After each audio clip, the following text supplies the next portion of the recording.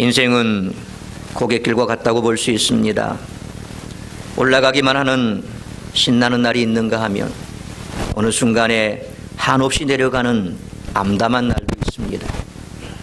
푸른 초원과 잔잔한 시냇가에 사는 평안의 날도 있는가 하면 사망의 음침한 골짜기에서 절망의 어둠에 쌓여 고통을 받는 날도 만나게 됩니다. 순풍에 돛을 단 듯이 순항하는 순간도 있는가 하면 갑자기 몰아닥친 폭풍으로 파손 위기를 만나기도 합니다. 어느 때는 사업이 잘 됩니다. 자녀들이 별로 속을 태우지 않고 잘 자라줍니다. 오히려 이러다가 무슨 일이 생기는 것 아닐까라는 불안이 생길 정도로 가정의 모든 일이 형통합니다. 그러나 어느 때는 모든 출구가 막힌 것처럼 느끼는 그런 날도 만납니다. 사업이 부도 위기를 만나서 사방팔방으로 뛰어다녀야 하는 판에 설상가상으로 아이가 교통사고를 만나 덜컥 입원합니다. 이제는 모든 것이 끝났다는 느낄 정도로 죽을 맛입니다. 이럴 때 여러분들은 어떻게 하시겠습니까? 시카고의 유명한 변호사이자 시카고 의과대학 법리학 교수고 신학대학교 이사 및 운영위원으로 활동했고 무디 교회의 회계 집사를 담당했던 호레이쇼 스패포드는 또한 드와이트 D 무디의 친구이자 든든한 후원자로서 활동했던 사람입니다. 젊은 시절부터 많은 부를 축적했고 스패포드는 시카고에서 알아주는 부자가 됐고 시카고에서 많은 부동산을 보유한 사람이기도 했습니다. 많은 부를 가졌던 그는 성공적인 삶을 살고 있었습니다. 하지만 1870년 그의 4살 된 아들이 성홍열로 사망하면서 그에게 시련이 찾아오기 시작했습니다. 1871년 시카고 대화재로 그가 가지고 있던 부동산 모두가 불에 타버리면서 그는 많은 재산을 잃어버렸습니다. 또한 이때 무디 교회 역시 불에 타버리게 됩니다. 한순간에 거의 모든 재산을 잃어버린 스패포드지만 그는 믿음을 가지고 새롭게 재기하기 시작했습니다. 하지만 연이은 사고로 쇠약해진 아내를 위해 유럽으로 휴가를 가기로 했습니다.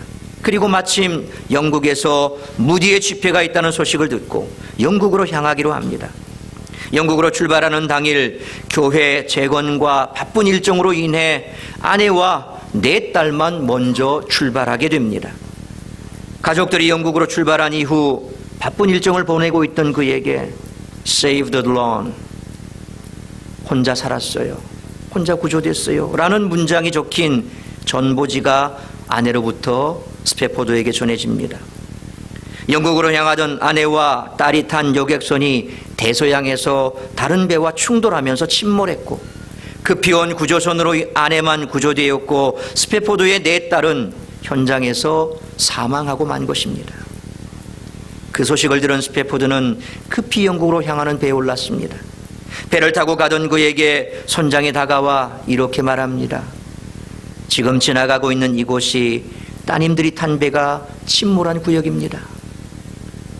그 말을 들은 그는 선실로 돌아가 참을 수 없는 슬픔에 그의 심정을 하나님께 토로하며 기도합니다. 모든 재산을 잃었으며 모든 자녀를 잃은 그는 참을 수 없는 슬픔에 밤늦도록 울부짖었습니다. 밤새도록 기도하던 그에게 어느 순간 하나님의 평안이 찾아옵니다. 놀랍게도 평안해진 그는 하나님께 감사하며 잠이 듭니다. 다음날 아침 그는 전날 저녁 하나님께 받은 평안을 생각하며 시를 쓰기 시작합니다. 영국에서 아내를 데리고 돌아온 그는 그 시를 당시 유명한 작곡가 필립 블리스에게 보여주었는데 블리스는 그 시를 가지고 찬양을 만들게 됩니다. 이후 이 찬양곡은 140여 년간 많은 사람에게 위로와 평안을 주었던 지금 우리가 사용하는 새 찬송가 413장 내 평생에 가는 길이라는 그런 찬양입니다. 참을 수 없는 슬픔 가운데서도 하나님이 주신 평안으로 평안할 수 있었던 스패포드는 고통 속에서 받은 하나님의 평안으로 많은 사람에게 위로와 평안을 주었습니다. 그러므로 스패포드처럼 우리들도 어떤 역경과 고난 속에서도 하나님의 평안을 바라며 믿음으로 달려갈 수 있기를 주 이름으로 축원합니다. 우리 동영상 함께 보시겠습니다.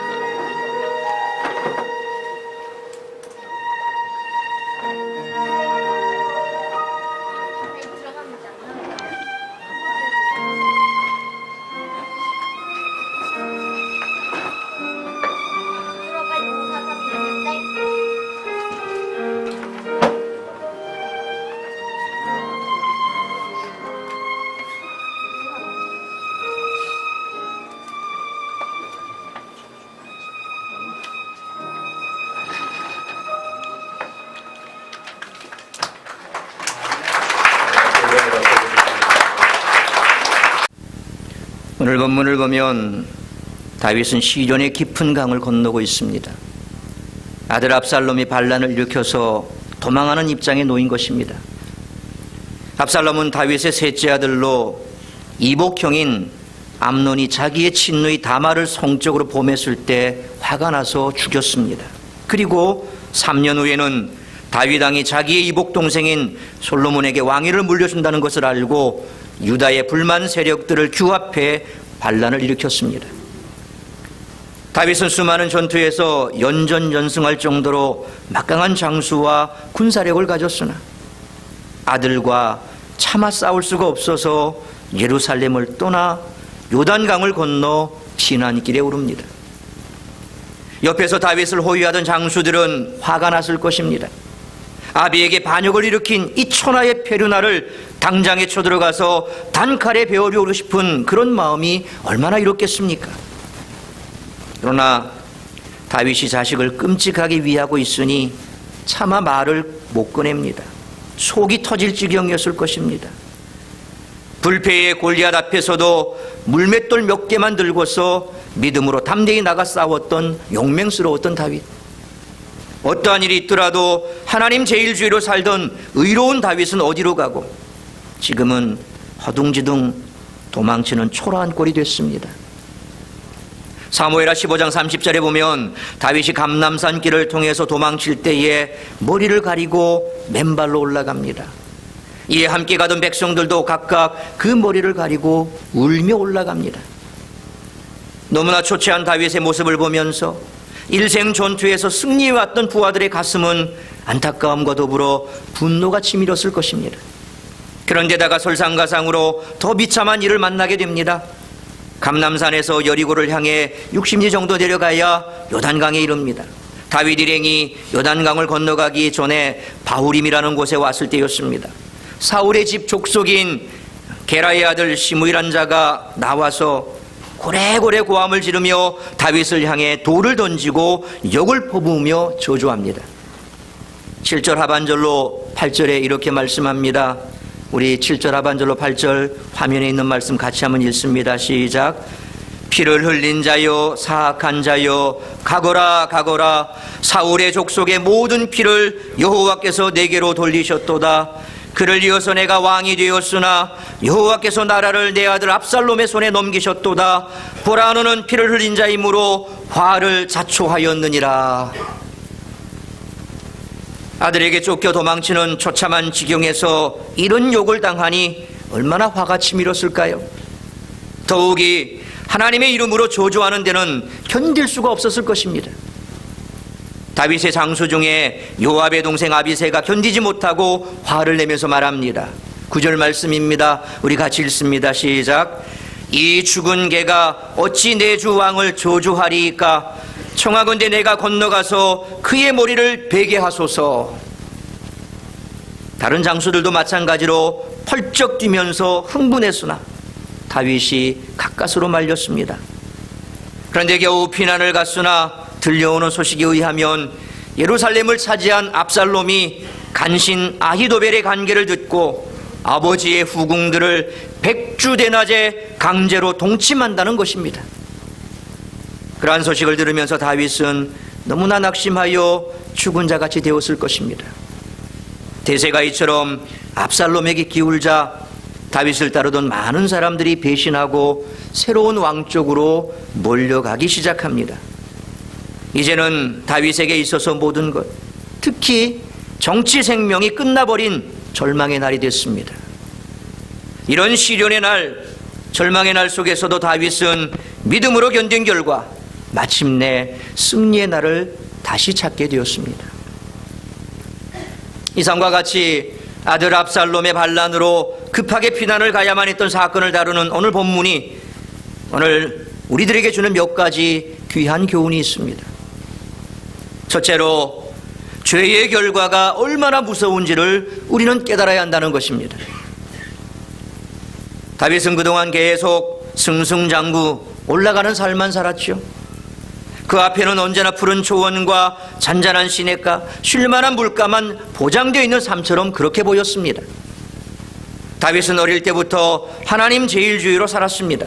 하나님은 이러한 다윗과 함께 하심으로 사자와 곰과 싸워서 이기게 하시고 심지어는 당대 천하무적의 장수 골리앗과 싸워서 승리하게 하셨습니다. 그 결과 하루아침에 백성들의 스타가 되고 단번에 왕의 사유가 되게 하셨습니다. 그러나 사울 왕의 병적인 시기로 인해서 갖은 핍박을 받아야 했고 심지어는 식사 중에 던진 창에 찔려 죽을 뻔한 일까지 겪기도 했습니다. 그런 핍박 속에서도 다윗은 하나님 제일주의 삶을 지켰습니다. 하나님은 그러한 다윗을 왕의 자리까지 높이셨습니다. 그가 왕이 된 뒤에도 결코 교만하지 않고 하나님과 조국과 백성을 위해 헌신적으로 일했습니다. 왕의 신분으로도 전쟁터에서 앞장서서 나가 싸우는 솔선수범의 모습을 보였습니다. 이에 모든 장수나 군사들이 감격해 전력 투구함으로 전투마다 연전연승했습니다. 그러므로 주변의 모든 국가들이 감히 넘보지 못할 정도로 나라가 안정되고 부강하게 됐습니다. 그때부터 다윗은 이제는 좀 쉬자, 왕으로서의 위신을 찾자라는 생각인지 왕궁에서 편히 쉬기 시작했습니다. 바로 이때부터 다윗의 위기가 오기 시작했던 것입니다. 사무엘하 11장을 보면 이스라엘 군대가 암몬과 전쟁을 하고 있는 동안 다윗은 왕궁에서 오랫동안 낮잠을 자다가 늦게 일어나 왕궁 옥상을 산책하다가 목욕하는 밧세바의 모습을 봤습니다. 다윗의 궁은 높은 곳에 위치하고 있기 때문에 자연스럽게 왕궁 주변에 있는 평민들의 집 안뜰을 볼 수 있었습니다. 이스라엘들은 담으로 둘러싸인 곳으로 흔히 목욕을 해도 남들이 보지 못할 것 같은 그런 생각에 안심하고 목욕하는 곳입니다. 밧세바의 목욕하는 아름다운 자태를 보자 음욕이 일어나 그 여인을 불러다가 다윗은 음란을 저질렀습니다. 자신에게는 많은 여인이 있었음에도 그런 욕심이 생겼다는 것과 그것도 자신의 충신 우리아의 아내를 범했다는 것은 그만큼 다윗이 영적 긴장감이 풀어졌으며 동시에 양심이 묻어졌다는 증거가 되는 것입니다. 그런데 밧세바가 임신을 하게 됩니다. 그러자 자신의 범죄를 감추기 위해서 우리아를 꿰어서 여러 가지 수를 다 쓰다가 안 되니까 마지막으로 최전방에 보내서 그만 죽게 만들었습니다. 하나님 제일주로 살던 다윗이 영적으로 병드니까 음란과 살인 이 두 가지 죄를 짓게 되었던 것입니다. 바로 이때부터 그렇게 튼튼하고 평안하던 다윗의 가정과 국가는 엄청난 시련에 시달리기 시작하던 것입니다. 밧세바가 낳은 불의의 씨앗인 어린아이가 심하게 앓다가 죽습니다. 그리고 암논이라는 아들이 이복누이 다말을 강제로 강간했고 이에 분노한 압살롬이 암논을 죽이고 마침내 반란을 일으켜 아버지에게 쿠데타를 일으켰습니다. 범죄의 결과는 이렇게 엄청난 결과를 가져오는 것입니다. 악을 심으면 악을 거두는 날이 옵니다. 다윗이 악을 저질렀다고 즉시 악의 열매를 거둔 것은 아닙니다. 수년 동안의 세월이 가면서 점점 그 씨가 자라 마침내 악의 열매를 거두는 날이 왔던 것입니다. 그러므로 죄를 지었으나 하나님이 자기를 벌주지 않으셨다고 용납하신 것이 아닙니다. 마침내 악을 심은 대로 거둔 날이 올 줄 알고 철저히 회개하는 우리 모두가 되어야 합니다. 그리고 우리가 분명히 알 것은 어려움을 당하고 있는 때보다 모든 것이 평안하고 형통할 때에 정신을 차려야 합니다. 어떤 부분은 가난할 때는 그렇게 인꽃처럼 서로 사랑하고 금술이 좋았고 신앙생활 잘하더니 남편의 사업이 어느 정도 궤도 올라가고 집안 살림도 좋아지니까 기도생활, 충성생활 게을리하더니 부부 사이도 나빠지기 시작합니다. 그러더니 결국 가정이 파탄이 나고 말았습니다. 그러면 안 됩니다. 어려울 때보다 평안하고 형통할 때 더 영적 긴장을 놓치지 말고 깨어 기도하고 깨어 충성하고 깨어 감사해야 합니다. 그렇지 못하고 영적으로 잠자고 있으면 사탄이 틈을 타서 하나님과의 관계, 가족과의 관계를 깨어지게 만든다는 것을 우리는 언제나 명심해야 합니다. 전도관을 시작한 박태선 장로는 처음부터 이단이 아니었습니다. 원래 그는 남대문 교회 집사로 열심히 노방전도할 정도로 모범적인 신자였습니다. 그러다가 신앙생활한 지 21년 되는 때에 이성봉 목사님이 인도하는 부흥에 참석해 3일을 금식하며 열심히 기도하다가 새벽 4시에 성령의 큰 체험을 하게 됐습니다. 그때부터 그에게 성령의 역사가 나타나기 시작했습니다. 수많은 병자들이 그를 통해 고침을 받게 되고 나중에는 남산에서 김치선 목사님과 수완스 선교사와 함께 10일 동안 집회할 때 얼마나 많은 사람들이 은혜를 받았는지 엄청난 현금이 모여지고 금가락지만도 몇 가마니가 될 정도였다고 합니다. 그때 그가 정신을 차렸어야 했습니다. 그러나 가는 곳마다 그를 하나님처럼 받들어주고 집회가 끝나면 여인들이 최고의 음식과 다리와 몸을 주물러주는 등 극진한 대접을 했습니다. 그러자 교만이 점점 차오르기 시작하더니 결국 기성교회를 맹렬히 비판하고 칼빈의 예정론을 뒤엎고 심지어 자기를 감람나무로 자처하기 시작하면서 기성교회는 마귀의 전당이니 구원이 없고 전도관에만 구원이 있다라고 주장하므로 이단으로 낙인 찍히게 되었고 신도들의 피땀 어린 재산들을 착취함으로 독소의 제1신앙촌, 소사의 제2신앙촌, 그리고 우리가 살고 있는 기장, 그곳에 제3신앙촌을 설립하는 등 엄청난 부를 축적했지만 결말이 너무도 비참하고 그 자녀들은 페르나가 되고 말았던 것을 봅니다. 여러분, 평안하고 형통할 때 방심하거나 교만하지 마십시오. 또 작은 죄라도 소홀히 보지 마십시오. 오직 깨어서 기도하고 깨어서 충성하고 감사하는 삶을 사는 우리 모두가 될 수 있기를 주 예수 이름으로 축원합니다. 두 번째로 다윗처럼 시련의 강을 겸손히 건너야 한다는 것입니다.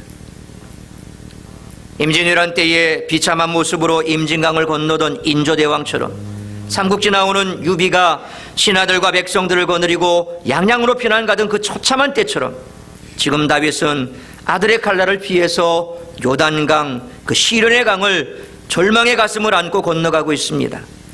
바로 이런 비참한 때에 시므이라고 하는 보잘것없는 자가 계속 따라오며 욕설을 퍼붓고 저주하고 돌을 던지면서 모독의 먼지를 일으키니 기진맥진할 지경입니다.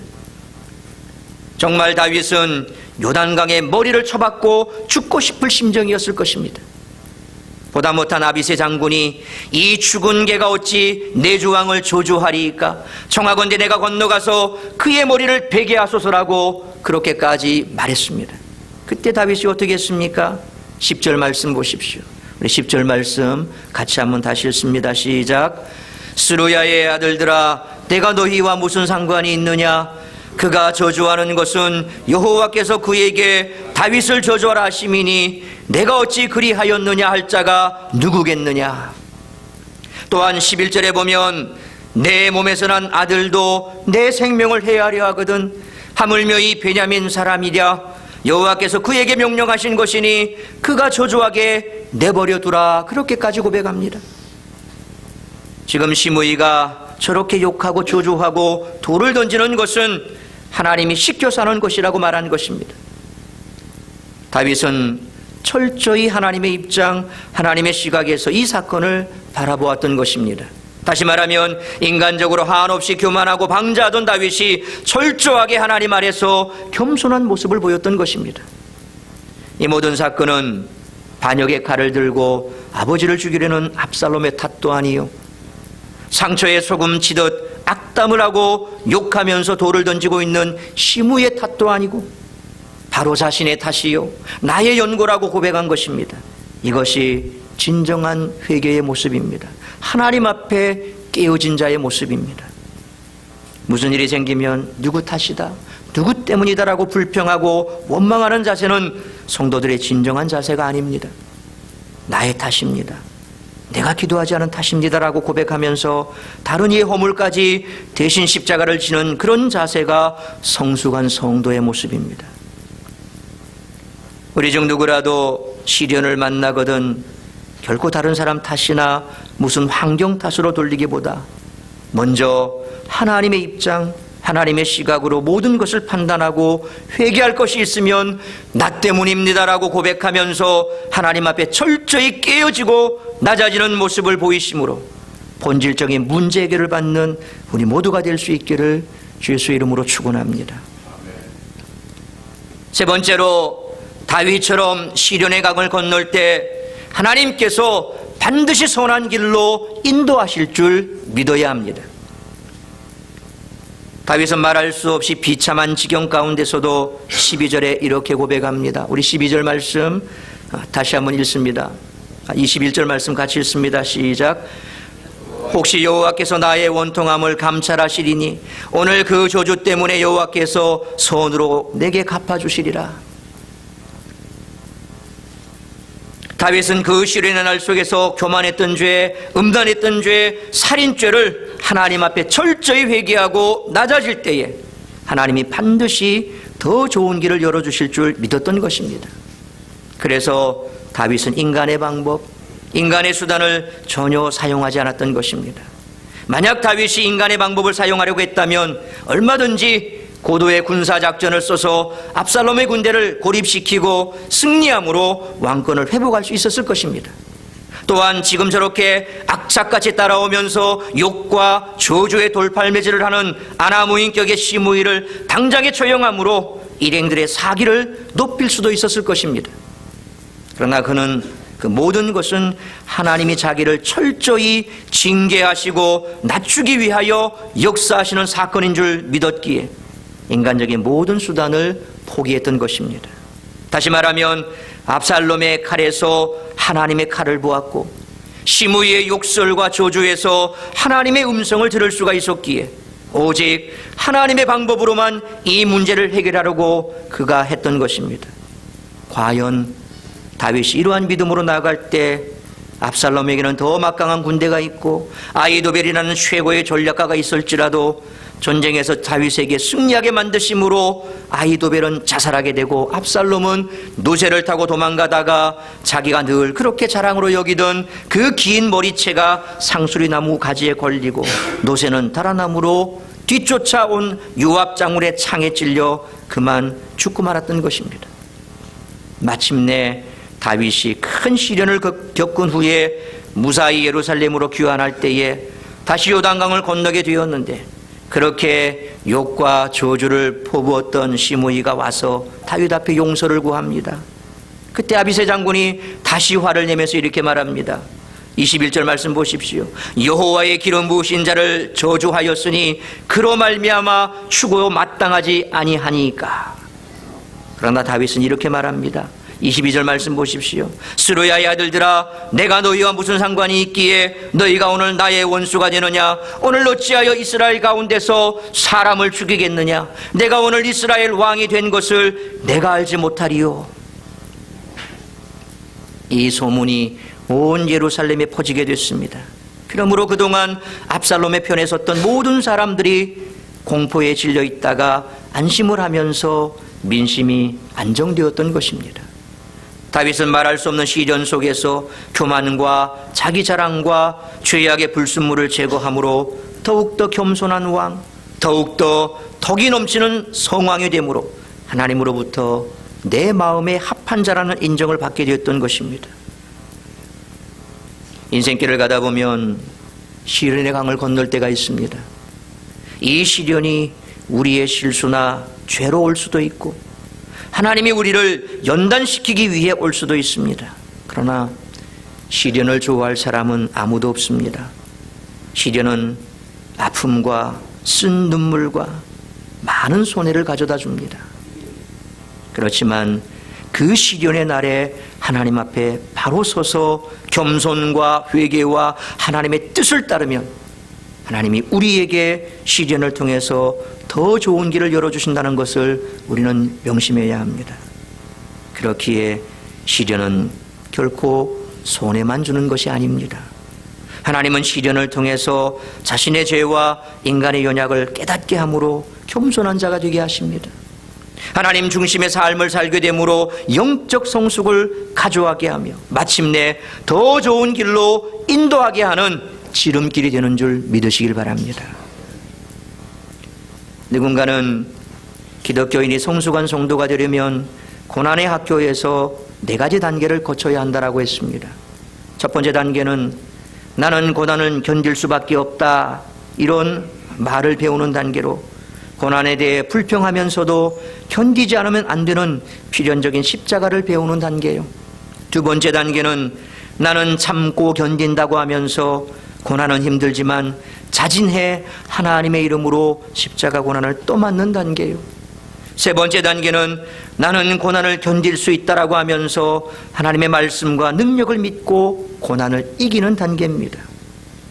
마지막으로 네 번째 단계는 나는 고난을 겪을 필요가 있다라고 말하는 단계로, 여기서는 고난이 짐이 아니라 하나님의 자녀임을 나타내는 표적이 되고 시험이 오면 오히려 기뻐하는 위치까지 이르는 그런 단계라고 했습니다. 광야를 간다는 것은 괴로운 것이지만 그곳을 지나면 가나안 땅이 기다리고 있는 것 같이, 사망의 음침한 골짜기를 지나면 더 좋은 초원이 기다리고 있는 것 같이, 시련의 강을 건너면 더 좋은 날이 기다리고 있다는 것을 우리 모두가 믿으시길 바랍니다. 크리스천 옵저버라는 잡지에 소개된 간증입니다. 1912년 4월 타이타닉이라는 호화선이 영국의 사우스햄프턴 항구를 떠나 항해하던 중에 북대서양 뉴펀들랜드로부터 남서쪽으로 640km 떨어진 바다에서 거대한 빙산과 부딪혀 1635명이 사망하는 대참사가 있었는데, 그 배에서 구사일생으로 살아남은 어느 한 성도의 간증입니다. 한 미국 부인이 밤에 자려는데 남편에 대해서 너무나 불안해 도저히 잠을 이룰 수가 없었습니다. 그래서 깨어 아주 열렬하게 기도하기 시작했습니다. 여러 시간을 기도해도 평안이 전혀 없었습니다. 그래서 밤이 맞다가 새벽 5시경에야 굳건한 확신과 평안을 얻고 잠이 들었다라는 것입니다. 한편 그 부인의 남편은 귀국하려고 타이타닉호를 탔다가 침몰당하기 시작했습니다. 구명정을 타려 했으나 수백 명이 매달려서 탈 수가 없었습니다. 결국 여자와 아이들만 태우기로 하고 남자들은 생명을 포기하기로 했습니다. 여인의 남편도 마지막으로 아내에게 여보 잘 있어요, 눈물로 외치고는 배가 침몰할 때 거대한 소용돌이와 함께 물속으로 빨려 들어갔습니다. 그런데 돌연 물 위로 솟구쳐 떠오르게 되고 가까운 곳에 구명보트가 뒤집혀 있는 것을 발견했습니다. 그는 그 배 위에 올라가 생명을 구하게 되는데, 그때 그 시간이 바로 미국 시간으로 새벽 5시였습니다. 구사일생으로 미국에 돌아온 남편은 자기가 물에 빠진 시간에 하나님께서는 아내로 하여금 강권적으로 기도하게 하신 것, 새벽 5시에 확신과 평안을 준 것과 더불어 그 시간이 자기가 죽음에서 생명으로 바뀐 시간인 것을 알았을 때 너무나 감격해 믿음이 없던 남편이 믿음을 가지게 되는 전환점이 됐다고 합니다. 죽음의 시련이 오히려 하나님을 만나는 지름길이 되었던 것입니다. 사랑하는 성도 여러분, 인생길을 가다 보면 올라갈 때도 있지만 내려갈 때도 있습니다. 그러므로 올라갈 때, 평안할 때 방심하지 마시고 깨어서 기도하고 충성하고 감사하십시오. 그럼에도 불구하고 시련의 강을 건널 때에도 결코 낙심하지 마시고 더욱더 하나님 앞에 겸손하고 회개할 것은 회개하십시오. 무엇보다도 그때 하나님이 반드시 합력하여 선한 길로 인도해 주실 줄 믿고 주님 지신 십자가만 바라보고 좁은 길 따라가는 우리 모두가 될 수 있기를 주의 이름으로 축원합니다. 기도하겠습니다.